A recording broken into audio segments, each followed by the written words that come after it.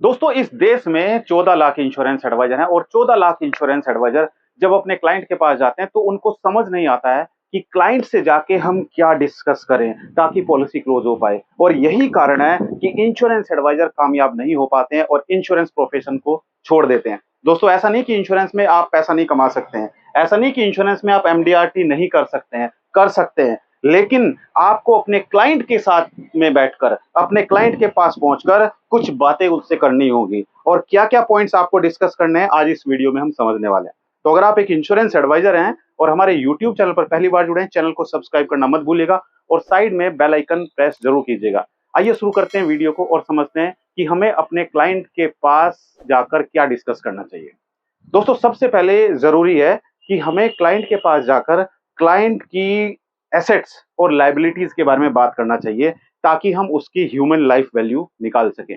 आप में से बहुत सारे इंश्योरेंस एडवाइजर हैं जो सबसे बड़ी गलती यही करते हैं कि अपने क्लाइंट के पास जाकर ह्यूमन लाइफ वैल्यू कैलकुलेट नहीं करते हैं और जिसका नतीजा होता है कि आपकी पॉलिसी क्लोज नहीं हो पाती है और आपका बिजनेस क्लोज नहीं होता है। दोस्तों सोचिए, अगर किसी क्लाइंट के पास, क्योंकि आपने ये प्रॉब्लम फेस की है, हमने पूरे देश में बहुत सारे इंश्योरेंस एडवाइजर से हम भी ले जाकर हमने उनसे डिस्कशन किया, तो हमने उनसे बात की कि भाई प्रॉब्लम कहाँ पर आती है। तो इंश्योरेंस एडवाइजर ने कहा कि सर प्रॉब्लम आती है कि जब हम क्लाइंट के पास जाते हैं, उनसे बात करते हैं, तो क्लाइंट कहते हैं कि भाई मेरे पास तो पहले से इंश्योरेंस ऑलरेडी चल रहा है। भाई ठीक है, इंश्योरेंस चल रहा है, मेरे पास भी इंश्योरेंस है, लेकिन आज से 10 साल पहले मैंने इंश्योरेंस लिया था, वो इंश्योरेंस उस टाइम के लिए सफिशिएंट था, बट आज के लिए वो इंश्योरेंस सफिशिएंट नहीं है। तो हमें कहीं न कहीं बैठकर देखना होगा कि उस टाइम पर उसकी इनकम क्या थी और आज उसकी इनकम क्या है।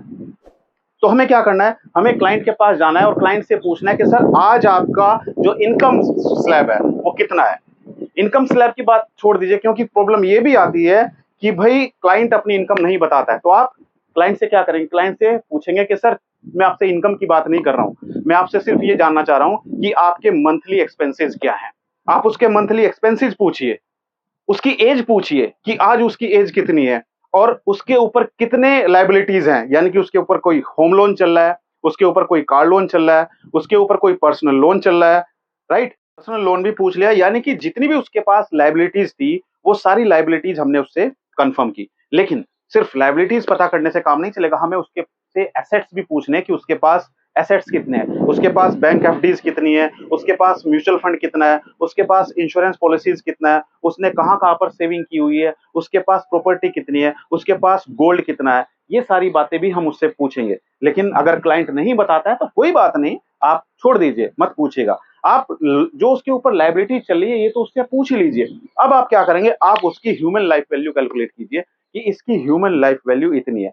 तो आज की डेट में उसकी जो ह्यूमन लाइफ वैल्यू आई दोस्तों, उस पर आपको इन्फ्लेशन रेट भी देखना है कि इन्फ्लेशन रेट आज के अकॉर्डिंग अगर हम देखें, यानी कि महंगाई दर 6% अगर बढ़ रही है, तो 6% महंगाई बढ़ने पर आने वाले टाइम में, फ्यूचर में कितना पैसे की उसको जरूरत है, कितना इंश्योरेंस कवर उसके पास होना चाहिए, ताकि कल अगर भगवान ना करे वो अपने परिवार के साथ नहीं है, तो भी वो पैसा उसके परिवार के काम आए और उसके परिवार को कहीं ना कहीं जो पैसे की कमी ना फील हो। तो दोस्तों हमें कहीं न कहीं सबसे बड़ी गलती सभी इंश्योरेंस एडवाइज़र करते हैं कि कहीं न कहीं आप अपने क्लाइंट की ह्यूमन लाइफ वैल्यू को कैलकुलेट नहीं करते हैं। और दोस्तों मेरा मकसद है, मैं यही चाहता हूँ कि आप जब भी अपने क्लाइंट के पास जाएँ तो क्लाइंट की ह्यूमन लाइफ वैल्यू ज़रूर कैलकुलेट। दूसरा दोस्तों जो इंश्योरेंस एडवाइज़र गलती करते हैं वो करते हैं कि भाई प्रोडक्ट की नॉलेज ही नहीं है। पता ही नहीं है कि क्लाइंट को चाहिए क्या? अरे भाई जब हमें पता होगा कि क्लाइंट को ये चाहिए तभी तो हम उसकी रिक्वायरमेंट के अकॉर्डिंग उसको प्लान बताएँगे। हो सकता है उसको चिल्ड्रन प्लान चाहिए और हम उसको रिटायरमेंट प्लान बता रहे हैं, तो वो थोड़ा ही खरीदेगा। तो हमें पहले उसकी ज़रूरत को समझना है, उसकी नीड को क्रिएट करना है। उसको बताना है कि सर देखिए आपकी ह्यूमन लाइफ वैल्यू इतनी है, कल अगर आप अपने परिवार के साथ नहीं रहे, तो आपके पास इतना इंश्योरेंस कवर होना ज़रूरी है, ताकि आपके ना रहने पर आपके परिवार को ये इंश्योरेंस कवर कहीं न कहीं जो आज आपकी इनकम आपके परिवार को मिल रही है, वो इनकम आपके ना रहने पर भी आपके परिवार को मिलती रहे। तो इसके लिए सर आप अपने बच्चों के लिए अगर चाहते हैं चिल्ड्रन प्लान, तो आप चिल्ड्रन प्लान सजेस्ट कीजिए। अगर वो चाहता है रिटायरमेंट प्लान, तो रिटायरमेंट प्लान उसको बताइए। तो कहीं न कहीं नीड को एनालाइज़ करके आप क्लाइंट की ज़रूरत को बता सकते हैं। तीसरा दोस्तों आपको क्या ध्यान रखना है, आपको कहीं न कहीं अपने कॉम्पिटिटर के बारे में भी पता होना चाहिए कि आज हमारा जो कॉम्पिटिटर है, जो हमारे प्रोडक्ट को सबसे ज़्यादा कॉम्पिटिशन दे रहा है मार्केट में, ये प्रोडक्ट हम कैसे बीट कर सकते हैं, इस प्रोडक्ट के जो फीचर हैं, हमारे प्रोडक्ट के जो फीचर हैं वो कैसे बेटर हैं हमारे कॉम्पिटिटर से, ये हमें कहीं ना कहीं अपने क्लाइंट को बताना है। जैसे हम बात करें, एलआईसी के पास एक पॉलिसी है, एलआईसी जीवन लक्ष्य प्लान, जिसको कन्यादान पॉलिसी भी कहा जाता है। तो ये कन्यादान पॉलिसी जो है दोस्तों, ये कन्यादान पॉलिसी को इस टाइम पर मार्केट में सबसे ज्यादा कंपटीशन मिल रहा है पोस्ट ऑफिस की सुकन्या समृद्धि योजना। यानी कि हमें क्लाइंट को पोस्ट ऑफिस की सुकन्या समृद्धि योजना से कंपेयर करके बताना है, ऑन द टेबल बैठकर बताना है। हमें बैठ के उसको डिस्कशन करना है कि भाई देखो, पोस्ट ऑफिस की सुकन्या समृद्धि योजना में ये मिलेगा और हमारी पॉलिसी में ये बेनिफिट मिलेगा। लेकिन हम ऐसा नहीं करते हैं और जिसका नतीजा होता है कि हमारी डील क्लोज नहीं होती है और फिर हम कहते हैं कोई इंश्योरेंस नहीं खरीद रहा है। क्या ये समाधान है? क्या कोई इंश्योरेंस नहीं खरीद रहा है? इंश्योरेंस हर कोई खरीद रहा है। इंश्योरेंस को अगर सही तरीके से समझाया जाए, आप सही तरीके से अपने प्रोडक्ट को रिप्रेजेंट करेंगे तो डेफिनेटली आपका प्रोडक्ट बिकेगा। इसलिए दोस्तों मैं कहता हूं, पहले बैठिए, घर पे बैठिए, अपने ऑफिस में बैठिए, एक इलस्ट्रेशन निकालिए, कैलकुलेशन निकालिए। अपने क्लाइंट के पास जाने से पहले आप देखिए बैठ के कि क्लाइंट की एज कितनी है, क्लाइंट की इनकम कितनी है। आपको पहले ही पता चल जाएगा, फोन पर पता चल गया। तो आप कैलकुलेशन निकालिए, 3 कैलकुलेशन लेकर जाइए, एक 30,000 प्रीमियम के ऊपर, एक 50,000 प्रीमियम के ऊपर और एक 1 लाख सालाना प्रीमियम के ऊपर। ये 3 कैलकुलेशन आप प्रिंट आउट निकाल कर लेके जाएंगे और क्लाइंट के पास जाकर जब मीटिंग करेंगे और क्लाइंट को समझाएंगे कि सर देखिए, आपके लिए ये बेस्ट प्लान है। सबसे पहले आप ज्यादा प्रीमियम वाला प्लान अपने क्लाइंट को बताइए। ठीक है, वो बता दिया, क्लाइंट कहता है यार प्रीमियम ज्यादा है, तो फिर आप क्या करेंगे? आप बोलिए सर कोई बात नहीं, मैं आपको दूसरा प्रीमियम वाला प्लान बताता हूं, आप कम प्रीमियम वाला प्लान बताइए। तो कहीं ना कहीं आप पहले देखिए कि क्लाइंट की इनकम कितनी है, क्लाइंट कितना इन्वेस्ट कर सकता है और उसके अकॉर्डिंग आप अपने क्लाइंट को बताइए कि इतने साल के बाद जाकर आप अपने बच्चों के फ्यूचर को प्रोटेक्ट कर सकते हो, आप अपने बच्चों की पढ़ाई के लिए इतना पैसा आपको चाहिए, तो कहीं ना कहीं आपको इस पॉलिसी में इन्वेस्ट करना चाहिए।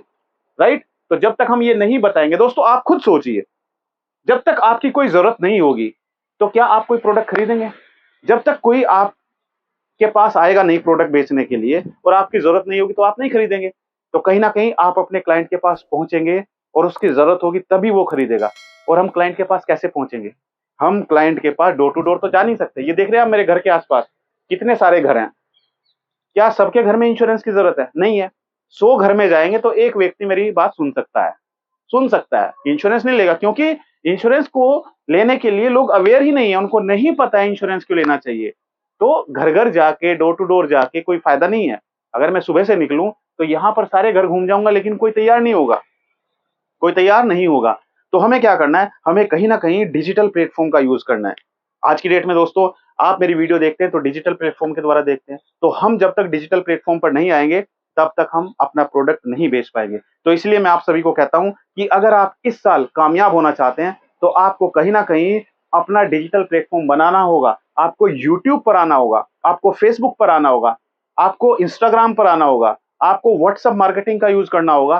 तभी आप लोगों के पास पहुंच सकते हैं और तभी वो आपका प्रोडक्ट खरीद सकते हैं।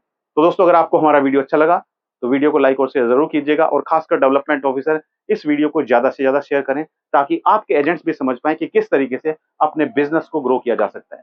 मेरी शुभकामनाएं आप सभी के साथ हैं। आप किस बारे में वीडियो चाहते हैं नेक्स्ट, मुझे कमेंट करके जरूर बताइए।